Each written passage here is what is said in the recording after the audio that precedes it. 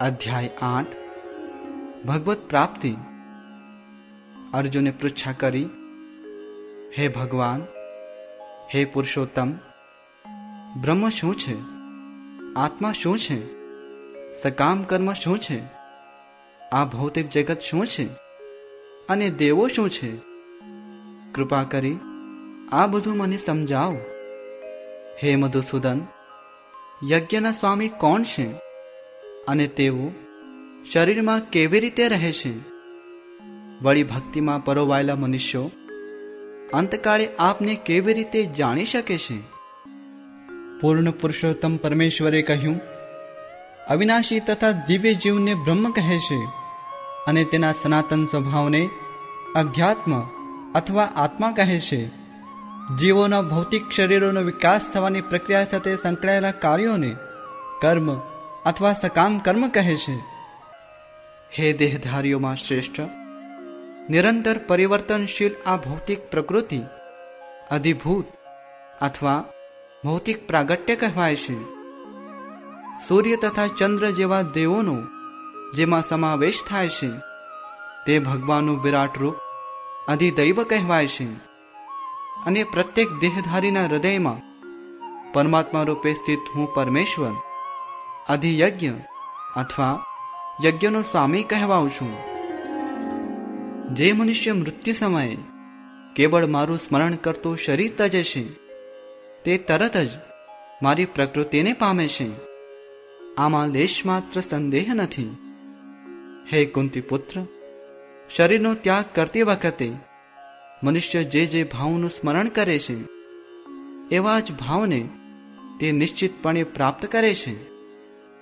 તેથી હે અર્જુન, તારે સદા કૃષ્ણ રૂપમાં રહેલા મારું ચિંતન કરતા રહેવું અને તે સાથે જ યુદ્ધ કરવાનું તારું નિર્ધારિત કર્તવ્ય પણ કરવું જોઈએ.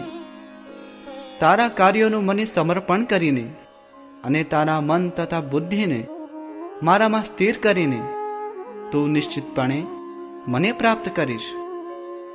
હે પાર્થ, જે મનુષ્ય પોતાના મનને મારું સ્મરણ કરવામાં સદા મગ્ન રાખીને અવિચળ ભાવથી પૂર્ણ પુરુષોત્તમ પરમેશ્વર રૂપે મારું ધ્યાન કરે છે તે નિશ્ચિતપણે મને પ્રાપ્ત કરે છે. મનુષ્ય પરમ પુરુષનું ધ્યાન સર્વજ્ઞ, પુરાતન, નિયંતા, લઘુતરથી પણ લઘુત્તમ, સર્વના પાલન કરતા, સમસ્ત ભૌતિક કલ્પનાથી પર, અચિંત્ય તથા જેવો હંમેશા એક વ્યક્તિ છે એ તરીકે કરવું જોઈએ. તેઓ સૂર્ય સમાન તેજસ્વી છે, દિવ્ય છે અને આ ભૌતિક પ્રકૃતિથી પર છે. મૃત્યુ સમયે જે મનુષ્ય પોતાના પ્રાણને બે ભમરની વચ્ચે સ્થિર કરીને યોગ બળે અવિચળ મનથી પૂર્ણ ભક્તિ સહ પરમેશ્વરના સ્મરણમાં પોતાને પરોવી દે છે તે નિશ્ચિત રૂપે પૂર્ણ પુરુષોત્તમ પરમેશ્વરને પામે છે. જેઓ વેદોના જાણકાર છે, જેઓ ઓમકારનું ઉચ્ચારણ કરે છે અને જેઓ સંન્યાસાશ્રમમાં રહેલા મહાન મુનિઓ છે તેઓ બ્રહ્મમાં પ્રવેશ કરે છે. આવી સિદ્ધિની ઈચ્છા કરનાર વ્યક્તિ બ્રહ્મચર્ય વ્રતનું પાલન કરે છે. હવે હું તને આ પ્રક્રિયા સંક્ષેપમાં વર્ણવીશ કે જે દ્વારા કોઈ પણ મનુષ્ય મુક્તિ પ્રાપ્ત કરી શકે છે. સમસ્ત ઇન્દ્રિયોના કાર્યોથી વિરક્તિને યોગની સ્થિતિ અર્થાત યોગ ધારણા કહેવામાં આવે છે. ઇન્દ્રિયોના બધા દ્વારો બંધ કરવા તથા મનને હૃદયમાં અને પ્રાણને મસ્તકના શિખર પર અર્થાત બ્રહ્મરંધ્રમાં કેન્દ્રિત કરીને મનુષ્ય પોતાને યોગમાં પ્રસ્થાપિત કરે છે.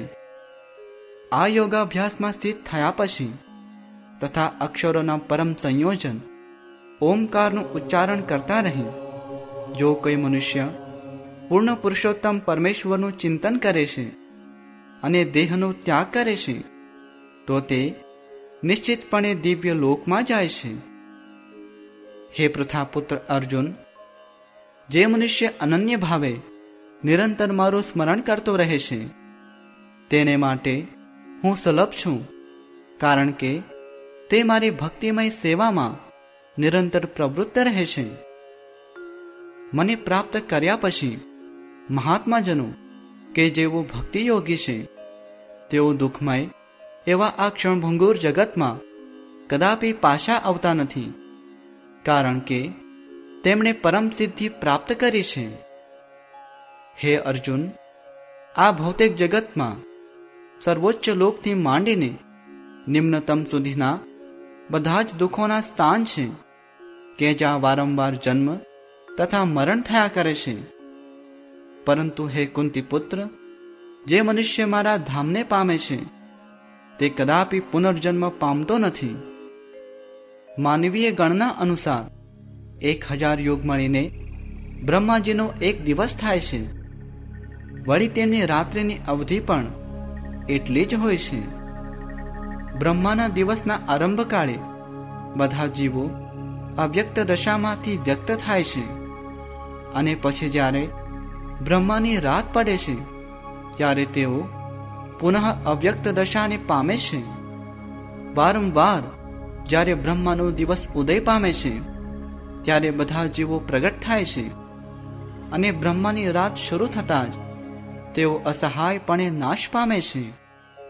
આ સિવાય એક અન્ય અવ્યક્ત પ્રકૃતિ છે જે શાશ્વત છે, અને આ વ્યક્ત તથા અવ્યક્ત પદાર્થથી પર છે. તે સર્વોપરી અને કદાપી નષ્ટ ન થનારી છે. જ્યારે આ જગતમાંનું બધું જ નાશ પામે છે ત્યારે પણ તે ભાગ તેમનું તેમ જ રહે છે, જેને વેદાંતી અપ્રગટ તથા અવિનાશી કહે છે, જે પરમ ગતિ કહેવાય છે, અને જેને પ્રાપ્ત કર્યા પછી કોઈને ત્યાંથી પાછા આવવું પડતું નથી. તે મારું પરમધામ છે. જેઓ સૌથી મહાન છે તે પૂર્ણ પુરુષોત્તમ પરમેશ્વર અનન્ય ભક્તિ દ્વારા જ પ્રાપ્ત થઈ શકે છે. તેઓ પોતાના ધામમાં વિદ્યમાન રહે છે, તેમ છતાં તેઓ સર્વત્ર વ્યાપેલા છે, અને તેમની અંદર બધું જ સ્થિત છે. હે ભરત શ્રેષ્ઠ, જે કાળે જગતમાંથી વિદાય લેતા યોગીને પુનર્જન્મ પ્રાપ્ત થાય છે, અને જે કાળે વિદાય લેતા પુનર્જન્મ પ્રાપ્ત થતો નથી, એવા વિભિન્ન કાળ વિશે હવે હું તને કહીશ.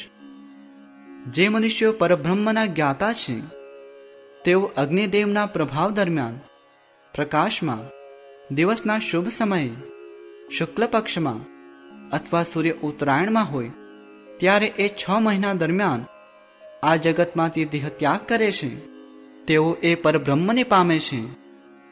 ધુમાડો રાત્રિ કૃષ્ણ પક્ષમાં કે સૂર્ય દક્ષિણાયનમાં હોય તે 6 માસમાં જે યોગી મૃત્યુ પામે છે તે ચંદ્રલોકમાં જાય છે, પરંતુ ત્યાંથી પુનઃ પાછો આવે છે.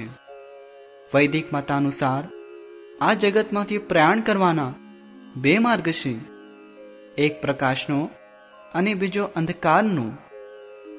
જ્યારે મનુષ્ય પ્રકાશમાં પ્રયાણ કરે છે ત્યારે તે પાછો આવતો નથી, પણ જ્યારે મનુષ્ય અંધકારમાં પ્રયાણ કરે છે ત્યારે તે પાછો આવે છે. હે અર્જુન, જો કે ભક્તો આ બંને માર્ગોને જાણે છે છતાં તેઓ મોહગ્રસ્ત થતા નથી. માટે તું સદા ભક્તિમાં સ્થિર રહે. જે મનુષ્ય ભક્તિમય સેવાના માર્ગનો સ્વીકાર કરે છે તે વેદાધ્યયન, તપ, યજ્ઞ, દાન કરવાથી અથવા તાત્વિક કે સકામ કર્મ કરવાથી પ્રાપ્ત થનારા ફળોથી વંચિત રહેતો નથી. તે કેવળ ભક્તિ કરવાથી જ આ સર્વ ફળો પામે છે, અને અંતે સર્વોપરી સનાતન ધામને પામે છે.